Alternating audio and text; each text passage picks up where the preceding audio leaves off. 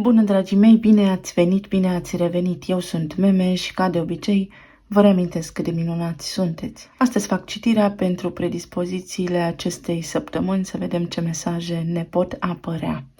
Luați de aici doar ceea ce rezonează cu voi cu adevărat, ce nu, lăsați deoparte. Să vedem așadar ce predispoziții avem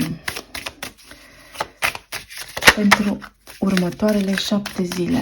La nivel de relații, plan material și emoțional.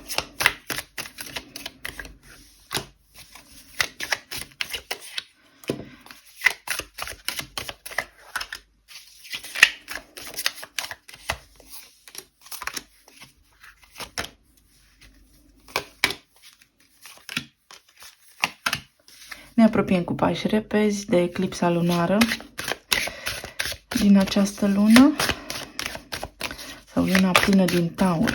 Să vedem iubire, bani, carieră, stimă de sine. Pentru voi în această săptămână, dacă întâmpinați dificultăți, este foarte important să cereți ajutorul. Avem numărul 2, care vorbește în numerologie despre parteneriate. Pot să fac acest lucru împreună cu altcineva. Am nevoie de altcineva alături de mine. Mai am nevoie de cineva pentru a face acest lucru. V-am dat toate variantele pentru a înțelege. În tarot avem înalta preoteasă. Poate aveți nevoie de ajutorul cuiva în această săptămână să vă dezvăluie o informație care vă lipsește și care are o însemnătate profundă în cursul evenimentelor. Mai departe, avem numărul 30 și recompensă sau roadele muncii. Vedeți, sunt fructe care atârnă foarte jos, care sunt gata coapte, doar să întindeți mâna să le culegeți. În această săptămână se pare că predispozițiile sunt favorabile nouă. Avem împărăteasa și nebunul sau planeta Venus, care își manifestă această energie magnetică, și nebunul, care este o carte a începutului. Lucrurile pe care ni le dorim pot să se manifeste în viața noastră, dar nu ne pică din cer, ci ele sunt pe linia noastră temporală, ele există deja. Noi, prin acțiunea aceasta, a lua fructul din copac, prin a face ceva, manifestăm.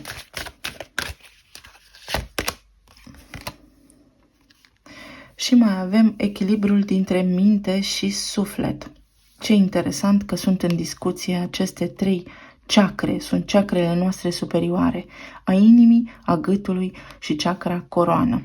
Avem numărul 12, care în astrologie reprezintă casa a 12-a a peștilor, sau un moment de izolare, un moment în care mă simt singur, pierdut, nu văd cum aș putea să trec peste o provocare sau să duc la capăt ceea ce am început, indiferent de planurile pe care voi le aveți. Însă, iată că dacă veți cere ajutorul, oameni dragi vouă sau oamenii potriviți vă ies în cale pentru a vă întinde o mână, pentru a vă fi sprijin. 12 mai este și spânzuratul, care spune că atunci când nu vezi în față, este momentul să te oprești, este momentul să stai pe loc, pentru că fie acționezi din impuls, fie te grăbești prea tare, fie nu vezi toate datele problemei și s-ar putea să-ți scape ceva din vedere. În consecință, aici spânzuratul spune că este un moment în care să te echilibrezi înainte de a acționa.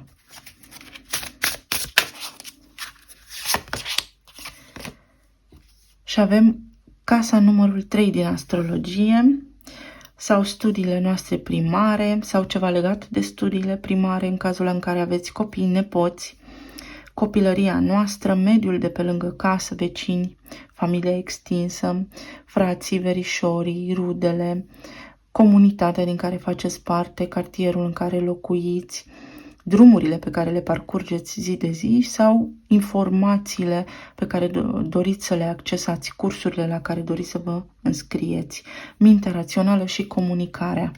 Ei, iată cum comunicarea va fi în discuție în această săptămână. Pentru unii dintre voi va fi în discuție aici și ceva legat de comerț, de achiziții, de tot felul, unde vi se spune să acționați foarte cumpătat, pentru că aveți de unde alege, să nu vă grăbiți în a face ceva, ci a cântări, poate a vedea cu mai multă obiectivitate drumul pe care să mergeți.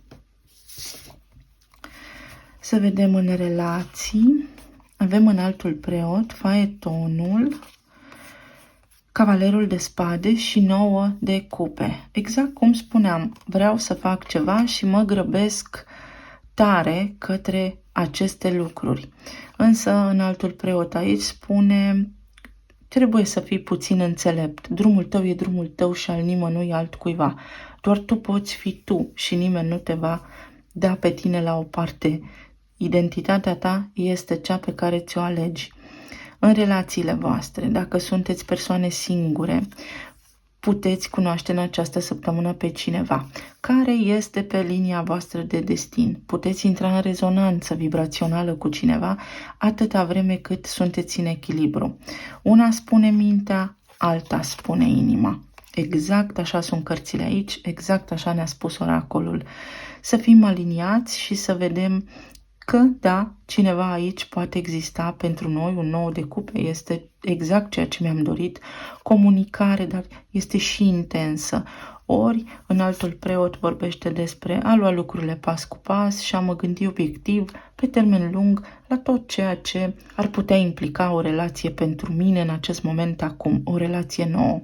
Pentru cei care sunteți în relații stabile deja, aici purtați niște discuții cu partenerul vostru sau partenerul vostru cu voi despre ceva ce își dorește cu adevărat.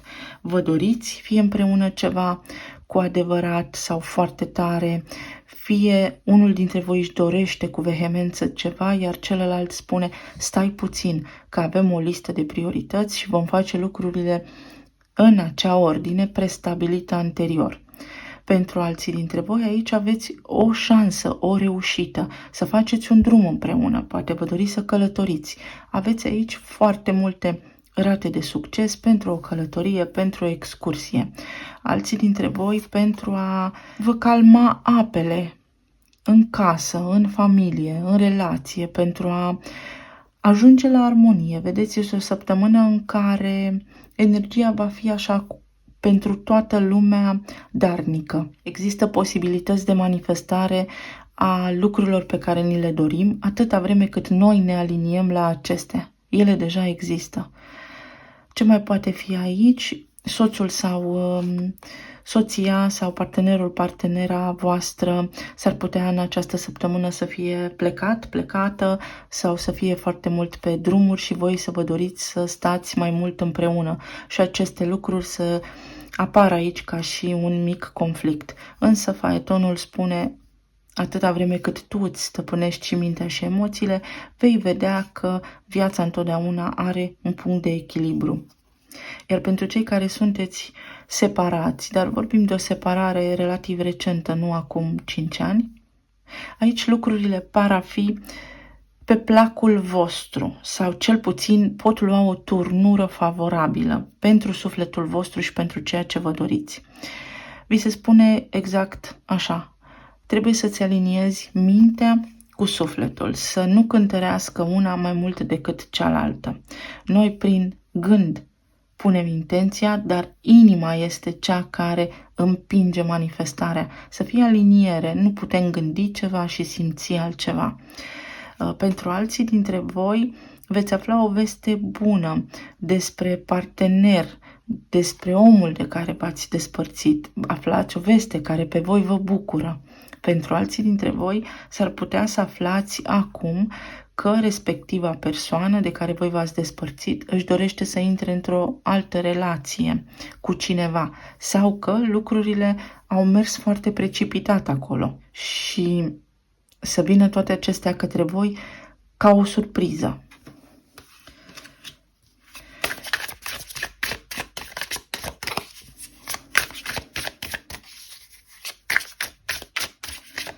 Faetonul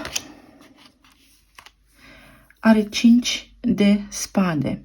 Un conflict mental. Mă gândesc și mă răzgândesc. 5 acesta de spade este dușmanul nostru atunci când ne uităm în oglindă, suntem noi când suntem nehotărâți. Cei care sunteți singuri, dacă ați început să discutați cu cineva, acesta nu este un moment să oscilați, ci unul în care să vă păstrați mintea limpede și inima deschisă.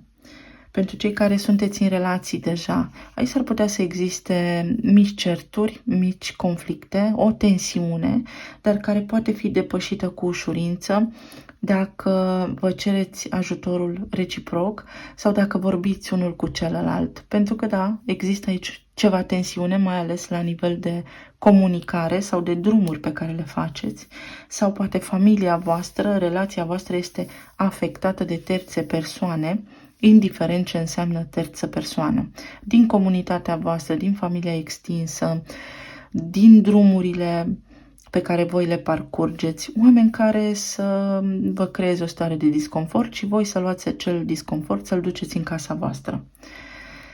Le puteți depăși. Pentru cei care sunteți în separare, aici sunt aceste discuții care au avut loc, dar pentru unii dintre voi au fost negândite, au fost cuvinte, vorbe aruncate în voi, asorți așa, fără a vă fi gândit înainte la consecințe sau repercursiuni.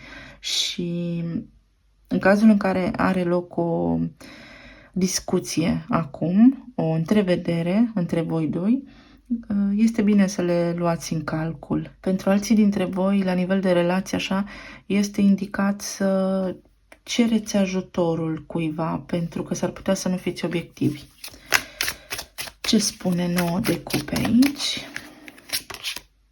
Asul de cupe. Ce frumos! Cei care sunteți singuri puteți cunoaște pe cineva, efectiv, cineva care să fie în acord cu dorințele voastre, în acord cu mintea voastră, în acord cu modul în care gândiți, dar și cu modul în care simțiți. Puteți să cunoașteți acel om care vi se potrivește acum 100% vibrațional și cu care să aveți o frumoasă poveste de iubire sau o relație de lungă durată până la căsătorie, căci avem aici și înaltul preot.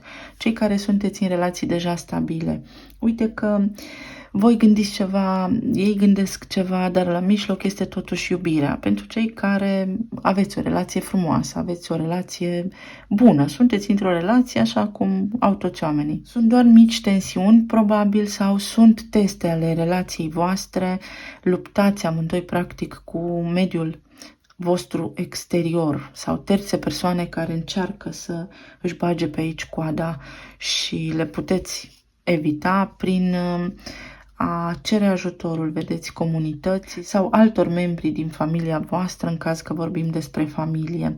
Este important să vă păstrați calmul în această săptămână și să vă înconjurați de dragoste, căci, iată, dragostea este aici pentru voi.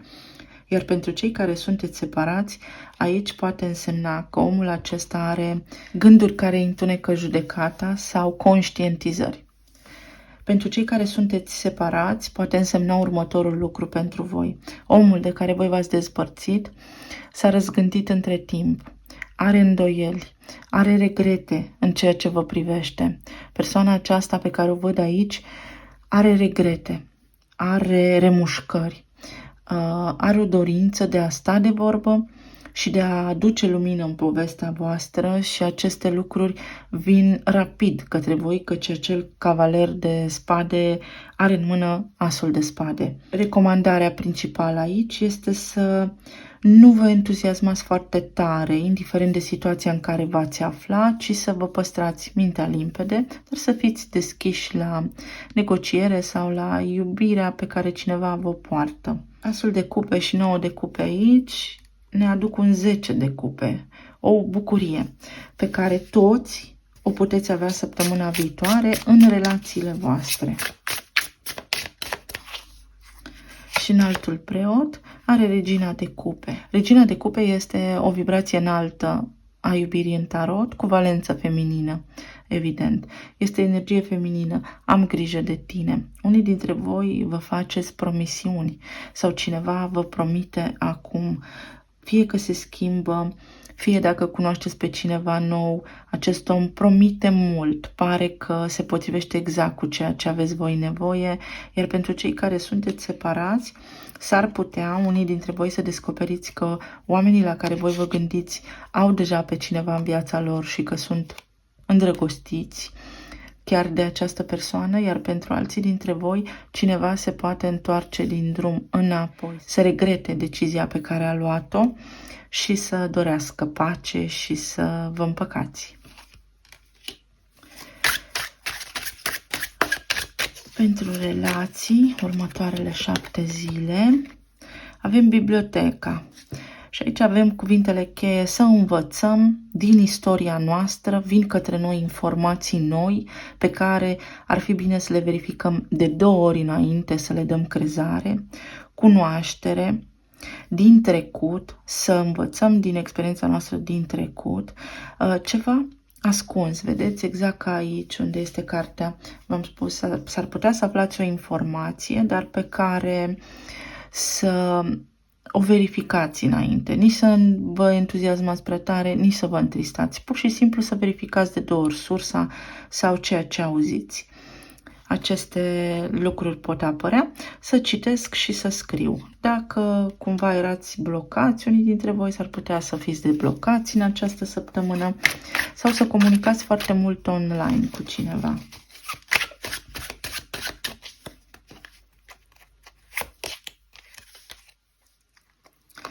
Și aici mai avem iluzie optică.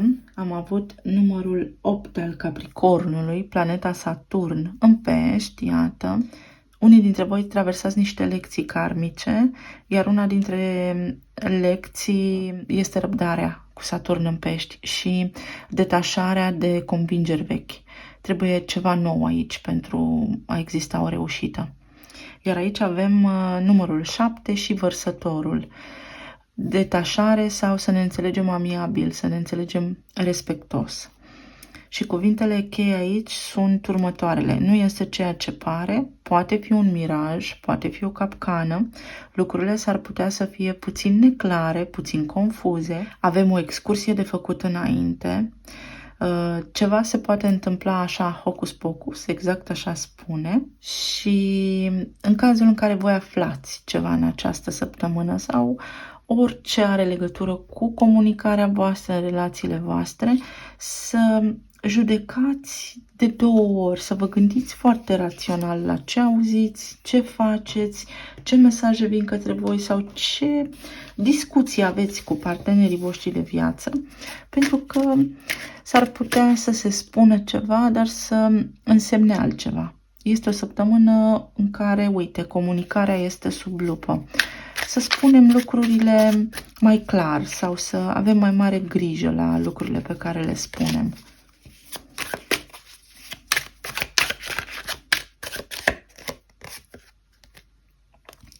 Scrisoare. Scriem, comunicăm, trimitem mail-uri, ne aducem aminte, primim niște vești noi sau niște documente. Vedeți că toate lucrurile se leagă. 2 și 7. Și avem și faetonul aici. Am avut și 2 de la înalta preoteasă. Aflu ceva sau primesc o veste și repede vreau să acționez. Nu este săptămâna pentru așa ceva. Este o săptămână în care să avem grijă la ce simțim, ce spunem, pentru că vine către noi un nivel de înțelegere mai profund sau să înțelegem dincolo de aparențe. Mai departe, la nivel de plan material, avem 10 de monede, 5 de spade, 2 de cupe și 6 de băte. Uite, pentru unii dintre voi la serviciu pot exista niște dispute, conflicte, mici conflicte sau discuții în contradictoriu în legătură cu banii, în legătură cu responsabilitățile voastre zilnice, cu fișa postului. Dar prin ajutor, prin parteneriate, prin a lucra în echipă cu cineva sau prin a cere ajutorul cuiva acolo, le depășiți și ieșiți învingător. Alții dintre voi aveți apăsări din pricina banilor, dar pe care le puteți depăși, fie voi cu ajutorul cuiva, fie cineva vă cere vouă ajutorul pentru a depăși o provocare financiară în această săptămână. Poate fi vorba despre partenerul vostru sau despre cineva din familia voastră, cineva din comunitatea voastră, chiar și vecini. Pentru alții dintre voi poate însemna aici o dilemă pe care să o aveți, un conflict interior, mental mai degrabă, dacă să acceptați o nouă ofertă de serviciu sau nu, sau dacă să vă căutați altceva de lucru sau nu. 5 de spade, ce vrea să ne spună? Regele de bâte. Regele de bâte aici vorbește despre încredere și despre o discuție pe care poate o am cu șeful sau o discuție pe care o am poate cu altcineva, dar cu un grad înalt în funcție sau ceva ce are legătură cu finanțele voastre, aici este neclar și o autoritate vă poate ajuta, sau poate cu partenerul. Din nou, sunt niște lecții karmice aici, am nodul sud, care vorbesc despre încredere, despre forță, despre impulsivitate, despre tărie și despre energie primă, despre zvâc și impuls. Și în consecință, calmul vă va trece pe voi cu bine această săptămână și la nivel financiar și la nivel de carieră și la nivel de profesie. Pentru alții dintre voi vă uitați către cineva cu autoritate care doar vorbește, dar voi nu vedeți nimic concret. Să vedem și 6 de bâte ce va aduce. Puterea. Până la sfârșitul săptămânii vă veți simți puternici sau veți respira ușurați.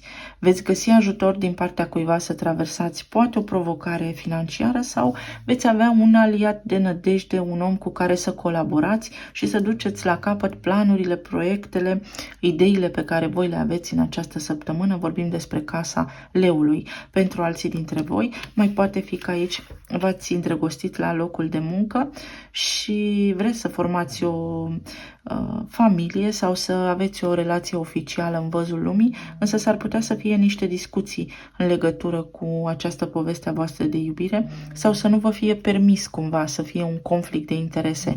Toate acestea se pot rezolva tot cu răbdare și cu calm. Mai departe, la nivel emoțional, avem 5 de cupe, 8 de cupe, cavalerul de cupe și lumea.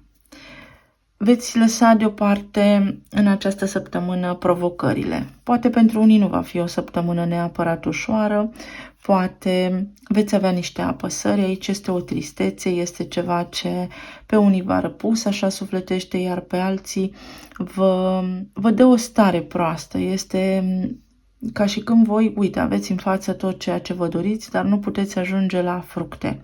Este un conflict, aveți 5 peste tot. 5-ul este un număr de conflict în această săptămână, dar le puteți depăși pe toate. 5 de spade și 5 de cupe. Cupele sunt inima, emoția. Spadele sunt mintea, gândurile. Și aici avem mintea și inima trebuie să fie în echilibru. Ceva din ce simțiți voi în săptămâna asta, posibil să vă încurce sau să aveți așa niște reminiscențe din energia trecută. Le puteți lăsa pe toate deoparte cu încredere pentru că situația se schimbă pentru voi. Orice ați avea voi aici pe suflet, situația se schimbă pentru voi cu ușurință și intrați într-o altă săptămână, într-o altă energie, într-o altă vibrație care vă este favorabilă și vă ajută. Vă veți schimba starea de spirit în cazul în care vă regăsiți așa pesimiști sau mai puțin entuziasmați în legătură cu evenimentele din viața voastră. Să știți că le puteți depăși cu ușurință. 5 de cupe, ce regretați voi aici? Avem împăratul. Poate fi ceva la locul de muncă, o discuție, o ceartă cu cineva la locul de muncă, cu șeful, sau regretați o acțiune mai negândită dinainte, ceva ce a început și poate s-a terminat la fel de brusc, așa cum a și început. 8 de cupe, cum lăsați în urmă? 2 de cupe, vă alchimizați energia. Veți vedea că pentru unii dintre voi durerea voastră are legătură cu această persoană, dar care are aceleași sentimente pentru voi, cum le aveți și voi pentru ea. Pentru unii dintre voi această persoană, să știți că face un pas în față către voi și este dispusă să lase deoparte conflictele. Va fi o săptămână bună pentru unii dintre voi anume. Pentru alții dintre voi, această apăsare se încheie cu ajutorul cuiva, cu parteneriat. Vedeți cum este aici, 2 de cupe față în față. Cineva mă ajută, cineva se oferă, cineva mă sprijină și avem aici cartea care ne spune noi trebuie să cerem ajutorul cuiva.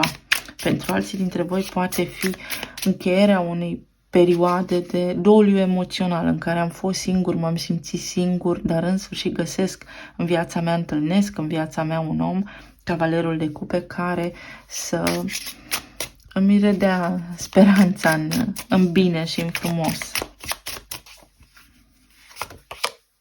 Și cavalerul de cupe clarifică cavalerul de cupe. Cineva este cu ochii pe voi, să știți, sau veți primi vești bune. Vești bune care vă bucură sufletul unii dintre voi. Lumea are regina de bâte. Intrați cumva în rezonanță cu această energie a încrederii. Alții dintre voi veți primi complimente, să știți. Veți fi foarte apreciați, foarte apreciați în ochii celorlalți, foarte încrezători, foarte magnetici, foarte cuceritori, sau întâlniți pe cineva care vă cucerește. Dacă sunteți deja în relații stabile, aici veți vedea că vă puteți baza pe partenerul vostru, dar care trebuie el cumva să-și asume un pic mai mult în această săptămână din treburile pe care le aveți voi de făcut și totul va fi bine. Talismanele.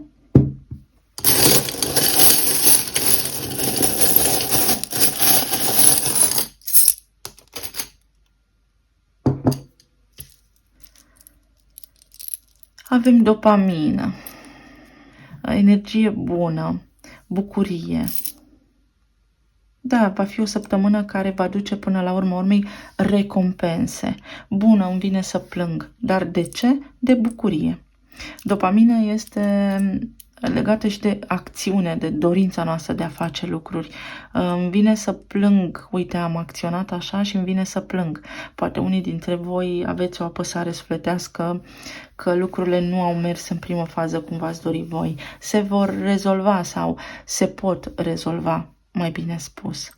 Iar pentru alții dintre voi, de bucurie. Avem un rucsac și o călătorie, vedeți, o excursie. Poate cineva vă surprinde frumos în această săptămână sau porniți din nou ceva. Aveți o șansă, este o cale de scăpare, este o cale de rezolvare. Îmi amintesc de acele momente. Da, s-ar putea să reluați o discuție cu cineva care vă bucură. Discuția poate fi de orice natură, cu absolut oricine. Avem o înghețată și o brioșă. Puteți ieși unii dintre voi în oraș sau puteți face voi ceva în această săptămână cu ajutorul cuiva să vă îndulciți viața.